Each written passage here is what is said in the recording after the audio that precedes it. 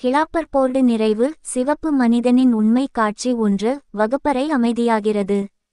போஸ்டரில் இருந்த சிவப்பு நிழல் மெதுவாக மறைந்து விடுகிறது. நித்யா சற்று நடுங்கி, அருள், நீ இதை பார்த்தாயா என்று கேட்கிறாள். அருள் நெஞ்சை தட்டிக்கொண்டு, ஆமாம், ஆனா இது நம்ம மனதின் மாயைதான் இருக்கும். ஆசிரியர் சிறிது யோசித்து, நீங்க இருவரும் வரைந்த விஷயம்தான் மிகவும் ஆழமானது. சில சமயம் நம்ம நல்ல நோக்கம் கூட நிழலுக்கு வெளிச்சம் தரும் என்று மெதுவாகச் சொல்கிறார். காட்சி 2. மாலை நேரம். பள்ளி காலியானது. போஸ்டர் சுவரில் தொங்கிக் கொண்டே இருக்கிறது.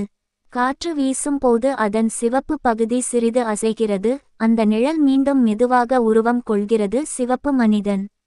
ஆனால் இம்முறை அவன் முகம் கோபமாக இல்லை. மெல்ல புன்னகை.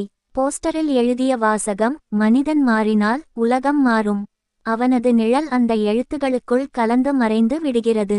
காட்சி 3. நிறைவு. அடுத்த நாள் காலை, நித்யா, அருள், ஆசிரியர் மூவரும் பள்ளிக்குச் சென்று பார்க்கிறார்கள். போஸ்டரின் சிவப்பு பகுதி மென்மையான ஒளியாக மாறியிருக்கிறது. நித்யா மெதுவாகச் சொல்கிறாள், சிவப்பு மனிதன் நம்மை நினைவுபடுத்த வந்தவர். ஒவ்வொரு நல்ல செயலும் ஒருவரின் நிழலை மாற்றும். அருள் தலையசைத்து, அது தான் நட்பின் உண்மையான வண்ணம்.